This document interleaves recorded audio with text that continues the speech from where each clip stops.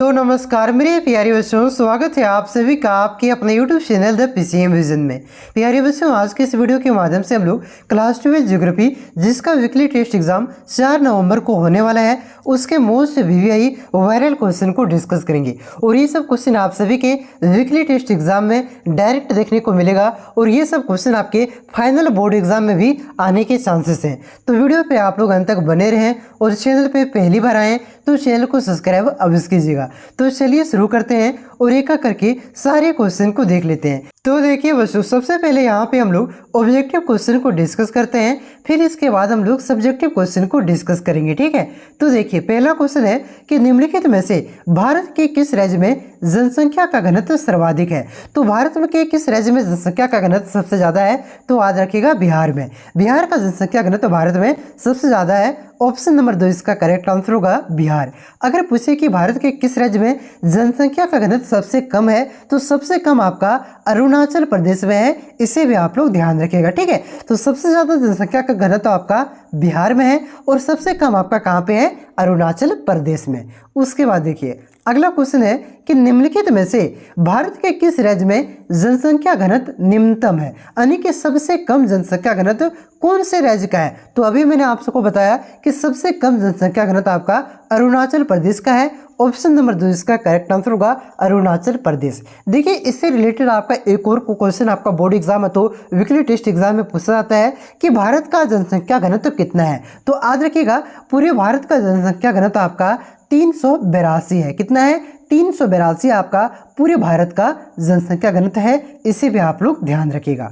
उसके बाद देखिए अगला क्वेश्चन है कि क्षेत्रफल की दृष्टि से भारत का सबसे बड़ा राज्य कौन है। तो क्षेत्रफल की दृष्टि से भारत का सबसे बड़ा राज्य आपका राजस्थान है। ऑप्शन नंबर 3 इसका करेक्ट आंसर होगा राजस्थान। अगर पूछे कि क्षेत्रफल की दृष्टि से भारत का सबसे छोटा राज्य कौन सा है, तो सबसे छोटा राज्य आपका गोवा है, इसे भी आप लोग ध्यान रखिएगा, ठीक है। यहाँ पे बात कर रहे हैं हम लोग क्षेत्रफल की दृष्टि से, तो क्षेत्रफल की दृष्टि से भारत का सबसे बड़ा राज्य कौन सा है, तो राजस्थान है। और सबसे छोटा राज्य कौन सा है, गोवा है, ध्यान रखिएगा। देखिए एक तरह आपका क्षेत्रफल की दृष्टि से पूछा जाता है और एक सवाल आपका जनसंख्या की दृष्टि से पूछा जाता है। अगर जनसंख्या की दृष्टि से पूछे तो इसका आंसर अलग हो जाएगा। देखिए अगर जनसंख्या की दृष्टि से पूछे कि भारत का सबसे बड़ा राज्य कौन सा है, तो याद रखिएगा यूपी यानी उत्तर प्रदेश आपका जनसंख्या की दृष्टि से भारत का सबसे बड़ा राज्य है। अगर जनसंख्या की दृष्टि से पूछे कि सबसे छोटा राज्य कौन सा है, तो सबसे छोटा राज्य आपका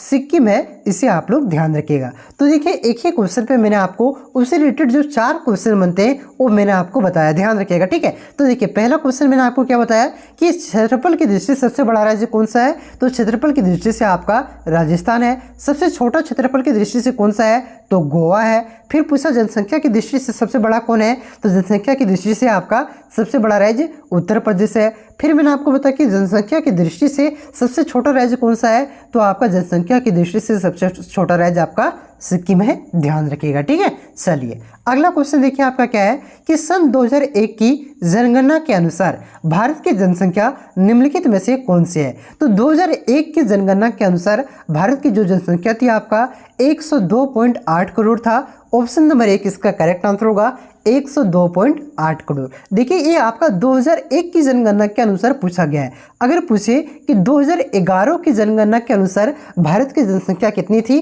तो याद रखिएगा 121 करोड़। कितना, 121 करोड़ आपका 2011 की जनगणना के अनुसार आपका जनसंख्या है। और 2001 की जनगणना के अनुसार कितना था, तो आप लोग याद रखिएगा 102.8 करोड़, ठीक है। जनगणना कितने साल में होता है, तो आपका 10 साल में होता है, इसे भी ध्यान रखिएगा। चलिए अगला क्वेश्चन देखिए आपका क्या है कि भारत में जनसंख्या की वार्षिक वृद्धि दर क्या है 2001 के अनुसार। तो देखिए भारत में जो आपका जनसंख्या वृद्धि दर है ये प्रत्येक साल आपका 1.95% की बढ़ोतरी होती है।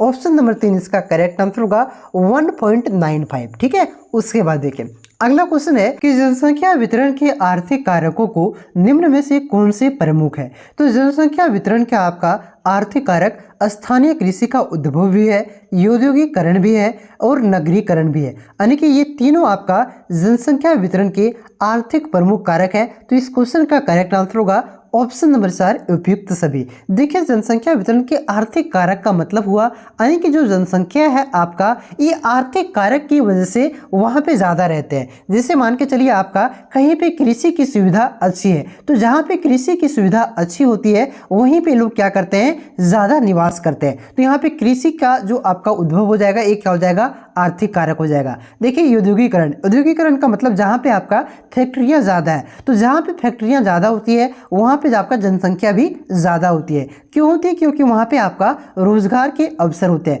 तो यहाँ पे आपका औद्योगिकरण भी क्या हो जाएगा, आर्थिक कारक हो जाएगा। नगरीकरण यानी कि शहर में लोग ज़्यादा क्यों रहते हैं, क्योंकि वहाँ पे रोजगार के साधन है, यानी कि ये आपका आर्थिक कारक हो गया। मतलब जहाँ पे रोजगार की बात आ जाए, पैसा वाला मतलब जहाँ पे बात आ जाए, जिससे हमारा जीवन यापन होता है, वो आपका क्या हो जाएगा, आर्थिक कारक हो जाएगा। ठीक है, ये आपका जनसंख्या वितरण के प्रमुख आर्थिक कारक ये तीनों है। इस वजह से इस क्वेश्चन का करेक्ट आंसर होगा ऑप्शन नंबर 4 उपयुक्त सभी।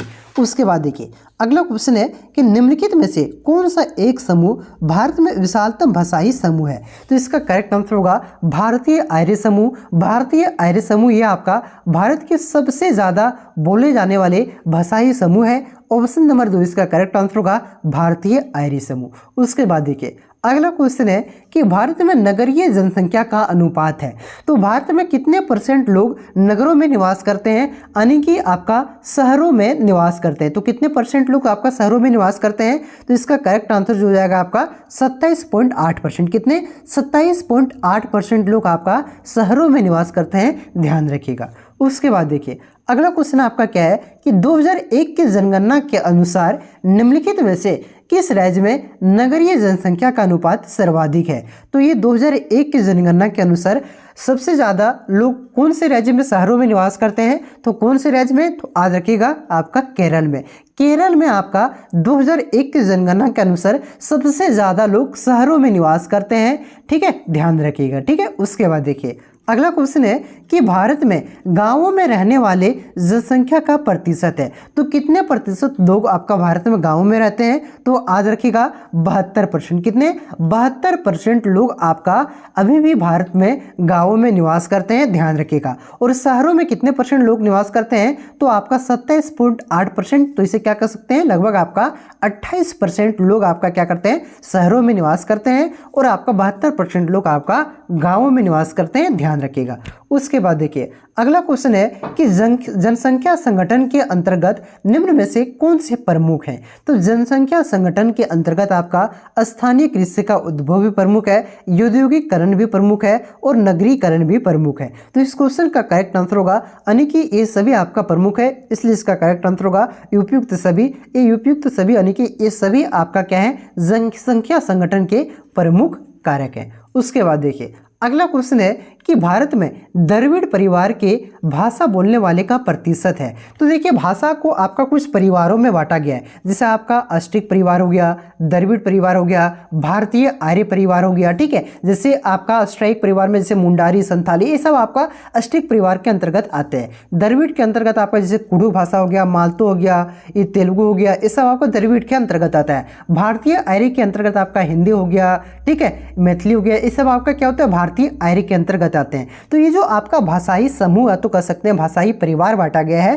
तो इसमें से आपका द्रविड़ बोलने वालों का प्रतिशत कितना है, तो याद रखिएगा 20% है। ठीक है, यानी कि पूरे भारत में जितने भी लोग, जितने भी भाषा का जितने भी आपका ये भाषाई परिवार है, उसमें से 20% लोग क्या करते हैं, आपका द्रविड़ भाषा परिवार के भाषा का उपयोग करते हैं। ठीक है, तो ऑप्शन नंबर 2 इसका करेक्ट आंसर होगा 20%। उसके बाद देखिए अगला क्वेश्चन है कि 2001 की जनगणना के अनुसार भारत में हिंदुओं का प्रतिशत कितना था। तो कितने प्रतिशत भारत में अभी हिंदू हैं आपका, तो ये आपका 80.6% था।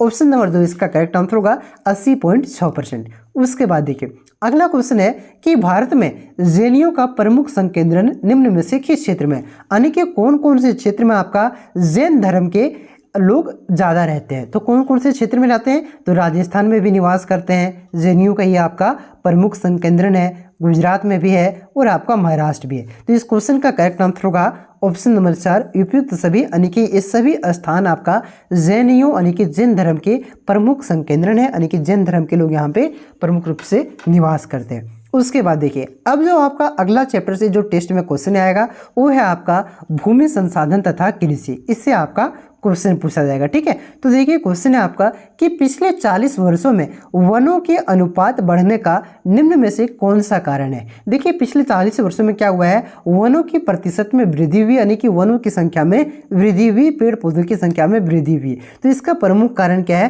तो इसका कारण है आपका सामुदायिक वनों के अधीन क्षेत्र में वृद्धि। सामुदायिक वनों के अधीन क्षेत्र में वृद्धि हुई है, इस वजह से क्या कर सकते हैं, वनों के अनुपात में आपका बढ़ोतरी दर्ज की गई है। ठीक है, तो ये आपका कारण है, ऑप्शन नंबर 2 इसका करेक्ट आंसर होगा। अगला क्वेश्चन देखिए, अगला क्वेश्चन है कि निम्न में से कौन सा संचित क्षेत्रों में भू निम्नीकरण का मुख्य प्रकार है। तो भू निम्नीकरण का मुख्य प्रकार आपका हो जाएगा अवनालिका अपरदन। ऑप्शन नंबर 1 इसका करेक्ट आंसर होगा, अवनालिका अपरदन। उसके बाद देखिए अगला क्वेश्चन है कि मृदा अपरदन का मुख्य कारण क्या है। तो मृदा अपरदन का क्या क्या कारण होता है, तो ये तो आप लोग क्लास 8 से ही पढ़ते आ रहे होंगे। यानी कि जो मिट्टी का कटाव होता है, मिट्टी का अपरदन होता है, इसके क्या क्या कारण हो सकते हैं। तो वनों का विनाश भी है, ज़्यादा पेड़ पौधे होते थे, तो ज़्यादा पेड़ पौधे होने से क्या करते थे, पेड़ों के जड़ आपका मिट्टी को जकड़ करके रखते थे, जिससे आपका मृदा अपरदन नहीं होता है। पशु चारण से भी आपका मृदा अपरदन होता है, क्योंकि पशु क्या करते हैं, जो घास फूस होते हैं उसको जड़ से उखाड़ देते हैं। तो जड़ से उखड़ने के कारण क्या होती है, जैसे हल्का बारिश होती है आपका मृदा अपरदन होने लगता है। खनन यानी कि जो आपका जमीन में खुदाई हो रहा है, तो जहां तक गड्ढा हो रहा है तो धस रहा है, इससे भी क्या हो रहा है, आपका मृदा अपरदन हो रहा है, यानी कि मृदा वहां से मतलब हट रहे हैं, कटाव हो रहा है मृदा का। तो मृदा अपरदन के ये सब आपका तीनों मुख्य कारक है। ठीक है, वन का विनाश भी, पशुचारण भी, खनन भी। तो इसका करेक्ट आंसर होगा आपका ऑप्शन नंबर 4। इनमें से सभी ये सभी आपका मृदा अपरदन के मुख्य कारक है। उसके बाद देखिए अगला क्वेश्चन है कि निम्न में से कौन सा भू उपयोग संवर्ग नहीं है। तो इसका जो करेक्ट आंसर हो जाएगा आपका कृषि योग्य सीमांत भूमि। सीमांत भूमि आपका भू उपयोग संवर्ग नहीं है। ऑप्शन नंबर 2 इसका करेक्ट आंसर होगा सीमांत भूमि। उसके बाद देखिए अगला क्वेश्चन है कि रबी फसल ऋतु की समय अवधि क्या है। तो जो आपका रबी फसल उगाया जाता है ये कौन से ऋतु है, तो इसकी समय की अवधि क्या है, ये कौन से महीने में इसे बोया जाता है और इसे कौन से महीने में काटा जाता है। तो इसे आपका अक्टूबर से नवंबर महीने में बोया जाता है और इसे काटा कब जाता है, तो मार्च से आपका अप्रैल महीने में काटा जाता है। ठीक है, तो ऑप्शन के अनुसार इसका करेक्ट आंसर होगा अक्टूबर से मार्च। देखिए अक्टूबर में बोया जाता है उसे मार्च में काट लिया जाता है। जो नवंबर में बोया जाता है यानी कि 1 महीना लेट से बोया जाता है, उसे 1 महीना लेट से अप्रैल में काटा जाता है। ठीक है, तो ये आपका हो गया रबी फसल की समय अवधि। ठीक है, ऑप्शन नंबर 1 इसका करेक्ट आंसर होगा अक्टूबर से मार्च। उसके बाद देखिए अगला क्वेश्चन है कि शुष्क कृषि में निम्न में से कौन सी फसलें नहीं बोई जाती है। तो शुष्क कृषि में आपका गन्ना को नहीं बोया जाता है। ऑप्शन नंबर 4 इसका करेक्ट आंसर होगा गन्ना। बाकी बात रागी, ज्वार, मूंगफली ये सब आपका शुष्क कृषि के अंतर्गत आता है। गन्ना आपका जब वर्षा होती है, ठीक है, ये यानी कि ये आपका आर्द्र कृषि में बोया जाता है। ठीक है, तो ऑप्शन नंबर 4 इसका करेक्ट आंसर होगा गन्ना आपका आर्द्र कृषि में बोया जाता है, ये आपका शुष्क कृषि में नहीं बोया जाता है। उसके बाद देखिए अगला क्वेश्चन है कि प्रमुख खरीफ फसलें निम्न में से कौन सी है। तो इनमें से कौन सा आपका खरीफ फसल है, सो आपसे पूछा जा रहा है। तो खरीफ फसल के अंतर्गत आपका चावल भी आता है, कपास भी आ जाता है और मक्का भी आता है, यानी कि ये तीनों आपका क्या है कि प्रमुख खरीफ फसल है। तो इस क्वेश्चन का करेक्ट आंसर होगा ऑप्शन नंबर 4 उपयुक्त सभी, ये सभी आपका प्रमुख खरीफ फसल है। उसके बाद देखिए अगला क्वेश्चन है कि प्रमुख रबी फसलें निम्न में से कौन सी है। तो प्रमुख रबी फसलें आपका गेहूं भी है, चना भी है और सरसों भी है, ये तीनों आपका रबी फसल है। इसलिए इस क्वेश्चन का करेक्ट आंसर होगा ऑप्शन नंबर 4 उपयुक्त सभी, ये सभी। उसके बाद देखिए अगला क्वेश्चन है कि रूस, डेनमार्क, भारत एवं नीदरलैंड में से किस देश में सहकारी कृषि का सफल परीक्षण किया गया है। तो आपका डेनमार्क में सहकारी कृषि का सफल परीक्षण किया गया है। ऑप्शन नंबर यहाँ सॉरी माफ कीजिएगा ऑप्शन नहीं है, तो इसका डायरेक्ट आंसर क्या हो जाएगा डेनमार्क। डेनमार्क में आपका सहकारी कृषि का सफल परीक्षण किया गया है। उसके बाद देखिए अगला क्वेश्चन है कि चाय का सबसे बड़ा उत्पादक देश है। तो चाय का सबसे बड़ा उत्पादक देश आपका भारत है। ऑप्शन नंबर 2 इसका करेक्ट आंसर होगा भारत। अगला क्वेश्चन है कि इनमें से किसे क्यूबा की रानी कहा जाता है। तो क्यूबा की रानी आपका गन्ना को कहा जाता है। ध्यान रखिएगा सबसे ज़्यादा एक तरह से कह सकते हैं, बहुत ही ज़्यादा आपका क्यूबा में गन्ना का उत्पादन होता है, इस वजह से क्यूबा की रानी आपका गन्ना को कहा जाता है। ठीक है, तो ऑप्शन नंबर 3 इसका करेक्ट आंसर होगा गन्ना। उसके बाद देखिए अगला क्वेश्चन है कि कॉफी, गन्ना, गेहूं एवं रबर कौन सी रोपण फसल नहीं है? तो ये जो आपका कॉफ़ी है, गन्ना है, गेहूं है, रबर है, तो इनमें से कौन सा आपका ये रोपण फसल नहीं है? तो आपका गेहूं आपका रोपण फसल नहीं है, ध्यान रखिएगा। गेहूं आपका क्या है? तो खाद्य फसल है, इसे भी ध्यान रखिएगा, ठीक है। गेहूं क्या है? आपका खाद्य फसल है, ये आपका रोपण फसल नहीं है। बाकी बात कॉफ़ी, गन्ना और रबर, ठीक है। कॉफ़ी, गन्ना, रबर हो गया आपका, केला हो गया, ठीक है, चाय हो गया, ये सब आपका क्या है? ये सब आपका रोपण फसल के अंतर्गत आता है। गेहूं आपका रोपण फसल के अंतर्गत नहीं आता, ये आपका खाद्य फसल के अंतर्गत आता है। अगला क्वेश्चन है कि चावल का सबसे बड़ा उत्पादक राज्य है कौन है? तो चावल का सबसे ज्यादा उत्पादन कौन सा राज्य करता है? तो ये आपका पश्चिम बंगाल करता है। ऑप्शन नंबर 1 इसका करेक्ट आंसर होगा पश्चिम बंगाल। उसके बाद देखिए अगला क्वेश्चन है कि निम्न में से किन देशों में गेहूं और चावल की अधिक उत्पादकता की किस्में विकसित की गई है? यानी कि सबसे बढ़िया किस्म चावल एवं गेहूं की उत्पादकता, यानी कि ऐसे किस्म वहाँ पे विकसित कर लिया गया है जिससे आपका चावल और गेहूं आपका बहुत ही ज़्यादा मात्रा में और कम भूमि में उत्पादन किया जाता है। तो ये आपका कौन से देश में? तो ये आपका मेक्सिको और फिलीपींस ने। ऑप्शन नंबर 3 इसका करेक्ट आंसर होगा मेक्सिको तथा फिलीपींस। यहाँ पे आपका गेहूं तथा चावल की अधिक उत्पादकता यानी कि अधिक उत्पादन होने वाले किस्में की विकसित की गई है, ठीक है। चलिए यानी कि कह सकते हैं हाइब्रिड किस्म का, बढ़िया हाइब्रिड किस्म का। चलिए अगला क्वेश्चन देखिए क्या है कि निम्न में से कौन खाद्य फसल है? तो खाद्य फसल मैंने आपको बताया गेहूं क्या है? खाद्य फसल है। बाकी बात गन्ना, कॉफ़ी, ये सब क्या है? एक गन्ना कॉफ़ी आपका क्या है? ये रोपण फसल है मेरे भाई। मैंने आपको शुरू में ही बताया गन्ना, कॉफ़ी, केला, रबड़, चाय, ये सब क्या है? रोपण फसल है। गेहूं, चावल, ये सब क्या है? खाद्य फसल है, ठीक है। चलिए अगला जो चैप्टर से आपका देखिए 3 चैप्टर से क्वेश्चन पूछा जाएगा, ठीक है। उसमें से आपका तीसरा चैप्टर है आपका मानव बस्तियां। तो चलिए इसके भी हम लोग इंपॉर्टेंट क्वेश्चन को देख लेते हैं। देखिए क्वेश्चन क्या है कि मेगा नगर की जनसंख्या कितनी होती है? तो मेगा नगर में आपका जनसंख्या 50 लाख से अधिक होता है। ऑप्शन नंबर 2 इसका करेक्ट आंसर होगा 50 लाख से अधिक। उसके बाद देखिए अगला क्वेश्चन है कि क्षेत्रफल की दृष्टि से भारत का सबसे बड़ा राज्य कौन सा है? तो क्षेत्रफल की दृष्टि से भारत का मैंने आपको शुरू में बताया तो सबसे बड़ा राज्य है आपका राजस्थान, ठीक है। क्वेश्चन रिपीट हो रहा है। उसके बाद देखिए अगला क्वेश्चन है कि इनमें से कौन सा नगर सबसे बाद में बसाया गया है? तो सबसे बाद में आपका चंडीगढ़ को बसाया गया है। ऑप्शन नंबर 2 इसका करेक्ट आंसर होगा चंडीगढ़। देखिए चंडीगढ़ को कब बसाया गया था? तो आज रखिएगा 1966 में आपका चंडीगढ़ को बसाया गया था। उसके बाद देखिए अगला क्वेश्चन है कि इनमें से कौन औद्योगिक नगर नहीं है? यानी कि यहाँ पे आपका उद्योग नहीं लगा हुआ है। तो देखिए आपका दुर्गापुर में स्टील फैक्ट्री है, ये आपका औद्योगिक नगर है। जमशेदपुर तो आप लोग जानते ही ये आपका भारत का पिट्सबर्ग कहा जाता है, यानी कि यहाँ पे काफ़ी ज़्यादा स्टील का उत्पादन होता है। उसके बाद देखिए सेलेम भी आपका क्या है? औद्योगिक नगर है। तो इनमें से कौन सा आपका औद्योगिक नगर नहीं है? तो याद रखिएगा रुड़की आपका औद्योगिक नगर नहीं है। ऑप्शन नंबर 3 इसका करेक्ट आंसर होगा रुड़की। देखिए मैं यहाँ पे आपको इस वजह से इतना इंपॉर्टेंट क्वेश्चन करवा रहा हूँ ताकि आपका ये क्वेश्चन फाइनल बोर्ड एग्जाम में भी काम आ जाए, ठीक है। और ये मैं आपको डिटेल में इसलिए बता रहा हूँ ताकि देखिए टेस्ट में यहाँ पे जैसे कोई भी क्वेश्चन पूछ दिया कि इनमें से कौन सा आपका औद्योगिक नगर नहीं है, ठीक है, तो मैंने आपको यहाँ पे डायरेक्ट आंसर बता करके निकल सकता था कि रुड़की हो जाएगा। मैंने आपको बता दिया कि औद्योगिक नगर कौन कौन सा है, तो दुर्गापुर है, जमशेदपुर है, सेलम है। औद्योगिक नगर क्यों कहा जाता है, किसे कहा जाता है, तो मैंने आपको बताया जहाँ पे आपका उद्योग की स्थापना होता है। तो सारा कुछ मैं आपको डिटेल में बताते चल रहा हूँ ताकि आपको फाइनल बोर्ड एग्जाम में किसी भी प्रकार का दिक्कत नहीं हो। और आपका main target final board exam ही होना चाहिए। ये तो आपका इससे बाहर जाएगा नहीं, मैं जानता हूँ, ठीक है। मैं आपको बता रहा हूँ इससे जो आपका टेस्ट में बाहर क्वेश्चन नहीं आएगा, लेकिन फाइनल बोर्ड एग्जाम में भी आपका इससे बाहर क्वेश्चन नहीं आएगा। और इस प्रकार से पढ़िए कि फाइनल बोर्ड एग्जाम में भी आपका काम आ जाए, ठीक है। चलिए अगला क्वेश्चन है कि भिलाई किस वर्ग से संबंधित है? तो भिलाई क्या है? शहर का नाम है, ठीक है। तो ये कौन से वर्ग के शहर से संबंधित है? तो आपका औद्योगिक नगर के अंतर्गत आता है।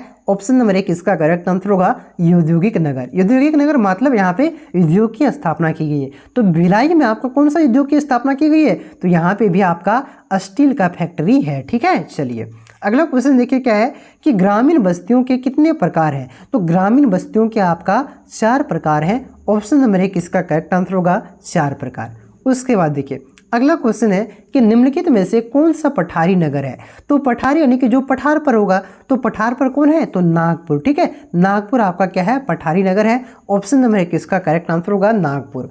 उसके बाद देखिए अगला क्वेश्चन है कि निम्नलिखित में से कौन व्यावसायिक नगर है। तो व्यावसायिक नगर किसे कहते हैं, तो ध्यान रखिएगा जहां पे आपका ज़्यादा से ज़्यादा बिजनेस होता हो उसे क्या कहेंगे, व्यावसायिक नगर कहेंगे। तो इसमें से आपका एम्स्टर्डम आपका क्या है, व्यावसायिक नगर है। ऑप्शन नंबर 4 इसका करेक्ट आंसर होगा एम्स्टर्डम। बाकी बात देखिए आपका जेरूसलम, जेरूसलम आपका एक क्या है, सांस्कृतिक नगर है। सांस्कृतिक नगर का मतलब क्या हुआ, जहां पे आपका धार्मिक रूप से जो नगर आपका ज़्यादा से ज़्यादा विकसित हो उसे क्या कहेंगे, सांस्कृतिक नगर कहेंगे। जिसे आपका भारत की झारखंड का सांस्कृतिक राजधानी किसे कहा जाता है, देवघर को, क्योंकि यहाँ पे आपका क्या है, धार्मिक रूप से काफ़ी ज़्यादा विकसित है, बाबा बैद्यनाथ का मंदिर है, ठीक है। उसी प्रकार से आपका जेरूसलम क्या है, एक सांस्कृतिक नगर है। जेरूसलम में आपका ईसाई धर्म, आपका जो मुस्लिम धर्म है और जो आपका यहूदी धर्म है, इन तीनों धर्म का केंद्र है आपका जेरूसलम, ठीक है। देखिए आपका जेरूसलम कहाँ पे है, तो ये जेरूसलम आपका इजराइल में है, जहाँ पे अभी हमास और जो आपका इजराइल है उसके बीच युद्ध हो रहा है, ठीक है। तो जेरूसलम आपका सांस्कृतिक नगर है। पिट्सबर्ग क्या है, तो औद्योगिक नगर है। मैंने पिट्सबर्ग औद्योगिक नगर किसे कहते हैं ये मैंने आपको बताया था। और आप लोग याद रखिएगा एम्स्टर्डम आपका क्या है, ये आपका व्यावसायिक नगर है, ठीक है। चलिए अगला क्वेश्चन देखिए, अगला है कि नदी किनारे बसा गांव किस प्रतिरूप में आएगा। तो जो देखिए नदी कैसा होता है, नदी आपका रेखीय होता है ना, इस प्रकार से आपका नदी होता है, ठीक है। तो एक तरह से इसे क्या कर सकते हैं, रेखीय कर सकते हैं, यानी कि लाइन कर सकते हैं। तो जो नदी किनारे बसा गांव होगा उसका प्रतिरूप कैसा होगा, तो ये आपका रेखीय होगा, ठीक है। ऑप्शन नंबर 4 इसका करेक्ट आंसर होगा रेखीय। उसके बाद देखिए अगला क्वेश्चन है कि निम्नलिखित बस्तियों के प्रतिरूप में कौन सा सड़कों के किनारे विकसित होता है। तो सड़कों के किनारे, सड़क भी आपका इसी प्रकार से चलता है, सीधा मतलब हल्का ऊपर घुराट रहता है लेकिन इसी प्रकार से चलता है जी। एक प्रकार से दूर से देखेंगे ऊपर से देखेंगे तो रेखीय टाइप से ही। तो सड़क भी आप, सड़क के किनारे विकसित नगर भी आपका क्या होगा, बस्ती आपका रेखीय प्रतिरूप का होता है। ऑप्शन नंबर 4 इसका करेक्ट आंसर होगा रेखीय प्रतिरूप। अगला क्वेश्चन देखिए कि निम्नलिखित में से कौन सा सांस्कृतिक नगर है। तो सांस्कृतिक नगर आपका जेरूसलम हो जाएगा। मैंने आपको पहले ही बताया जेरूसलम आपका क्या है, सांस्कृतिक नगर है, ठीक है। अगर पूछे कि भारत में जैसे वाराणसी भी आपका क्या है, सांस्कृतिक नगर है, ध्यान रखिएगा। अगला क्वेश्चन देखिए क्या कि नदियों के डेल्टाई भाग में कौन सा प्रतिरूप पाया जाता है। तो नदियों के डेल्टाई भाग में आपका पंखा प्रतिरूप पाया जाता है। ऑप्शन नंबर 4 इसका करेक्ट आंसर होगा पंखा। देखिए नदी ये हो गया आपका नदी, डेल्टा किसे कहते हैं, तो जो नदी के बीचों बीच क्या होता है, आपका जमीन का भाग आ जाता है, ठीक है। मतलब वहाँ पे मिट्टी जमा होने से एक तरह से जमीन के टाइप में नदी के बीचों बीच में, ठीक है। तो ये क्या हो गया, ये हो गया आपका डेल्टा, जैसे सुंदरवन का डेल्टा आप लोगों ने देखा होगा, ठीक है। तो ये आपका इसका प्रतिरूप कैसा होता है, तो ये आपका पंखा के टाइप का इसका प्रतिरूप होता है, ठीक है। चलिए अगला क्वेश्चन देखिए क्या है कि निम्नलिखित आर्थिक क्रियाओं में कौन ग्रामीण अधिवासों से संबंधित है। तो ग्रामीण क्षेत्रों में आपका क्या होता है, ज़्यादा से ज़्यादा आपका कृषि होता है, पशुपालन होता है, खनन होता है, ये मत्स्य उत्पादन होता है, ये सब क्या होता है ग्रामीण क्षेत्रों में सबसे ज़्यादा होता है। और ये सब आपका कृषि, मत्स्य उत्पादन, क्या बोलते हैं पशुपालन, खनन, ये सब कौन से क्षेत्र के अंतर्गत आता है, तो ये सब ये आपका प्राथमिक क्षेत्र के अंतर्गत आता है, ठीक है। तो आपका जो आर्थिक क्रिया है ग्रामीण अधिवासों से कौन सा संबंधित हो जाएगा, प्राथमिक। चलिए अगला क्वेश्चन देखिए क्या है कि किसी झील के चारों ओर बसा गांव का प्रतिरूप में आएगा। तो कौन से प्रतिरूप में आएगा, तो देखिए झील आपका एक प्रकार से क्या कह सकते हैं, वृत्त के आकार का होता है, इस प्रकार से झील होता है, यहाँ पे पानी होता है, इसके अगल बगल क्या होगा, बस्ती बसेगा, ठीक। तो ये किसी में एक तरह से क्या हो जा रहा है, आपका वृत्त की तरह हो जा रहा है। वृत्त इसी को कहते हैं, गोला को वृत्त कहते हैं ना जी, ठीक है। तो ये आपका वृत्ताकार हो जाएगा। ऑप्शन नंबर 2 इसका करेक्ट आंसर होगा। अगला और लास्ट क्वेश्चन देखिए कि पर्वतीय प्रदेशों में किस प्रतिरूप में अधिवास पाया जाता है। तो पर्वतीय प्रदेशों में आपका सीढ़ीनुमा प्रतिरूप में पाया जाता है। ऑप्शन नंबर 2 इसका करेक्ट आंसर होगा सीढ़ीनुमा। जैसे आपका देहरादून हो गया, जो आपका अरुणाचल प्रदेश का शहर हो गया ईटानगर हो गया, हिमाचल प्रदेश का आपका मनाली सब हो गया, वहाँ पे क्या होता है, ये आपका सीढ़ीनुमा आकार में ही पाया जाता है, ठीक है। इस प्रकार से चढ़ा रहता है, डायरेक्ट नहीं चल जाता है जी पहाड़ी क्षेत्रों में, ठीक है। आपका देखिए यहीं से मतलब यहाँ से इतना दूर जाने में कितना रोड घुमा होता है, इस प्रकार से। तो देखिए ये सीढ़ी टाइप का हो गया, सीढ़ी टाइप का, और इसके अगल बगल में क्या होते हैं, घरें रहती है, ठीक है। तो यह पर्वतीय प्रदेशों में आपका किस प्रतिरूप में अधिवास यानी कि जो आपका मकान पाए जाते हैं, बस्ती पाई जाती है, किस प्रतिरूप में, तो सीढ़ीनुमा प्रतिरूप में, ध्यान रखिएगा। तो देखिए थोड़ा सा वीडियो लंबा हो रहा है, तो जो आपका सब्जेक्टिव क्वेश्चन है ना जी, इस सब्जेक्टिव क्वेश्चन को हम लोग इसके बाद आपका जो वीडियो अपलोड होगा उसमें करेंगे। ठीक है, तो आप लोग चैनल पे नए हैं तो चैनल को सब्सक्राइब जरूर कीजिएगा। थोड़ा सा प्लीज़ आप लोग सपोर्ट कीजिए। इस वीडियो को जितना हो सके आप लोग दोस्तों में शेयर कीजिएगा और चैनल पे नए हैं तो चैनल को सब्सक्राइब जरूर कीजिएगा। और हाँ, कमेंट करके जरूर बताइएगा कि आपको इसी प्रकार से एक्सप्लेन करके साथ में वीडियो चाहिए तो सिर्फ आंसर बता दें, उस प्रकार से आपको वीडियो चाहिए। ठीक है, क्योंकि मेरा मानना है जहाँ पे आपको जितना ज़्यादा एक्सप्लेन के साथ मिल रहा है उसको आप लोग लीजिए, क्योंकि एक्सप्लेन क्या हुआ आपको ज़्यादा देर तक यानी कि लॉन्ग टर्म में आपको याद रहेगा। ठीक है, बाकी बात आंसर वाला आपको एक वर्ड में जो आंसर देना है ये आपको ज़्यादा देर तक याद नहीं रहेगा। ठीक है, तो आप लोग कमेंट करके जरूर बताइएगा। चैनल पे नए तो सब्सक्राइब कर लीजिएगा और आप लोग सब्सक्राइब करके बेल आइकन को वन कर लीजिएगा, ऑल पे सेलेक्ट कर लीजिएगा, क्योंकि जब भी मैं वीडियो अपलोड करूँ ताकि आप तक नोटिफिकेशन पहुँच जाए। ठीक है, तो चलिए मिलते हैं नेक्स्ट वीडियो में। जय हिंद, जय भारत, जय झारखंड।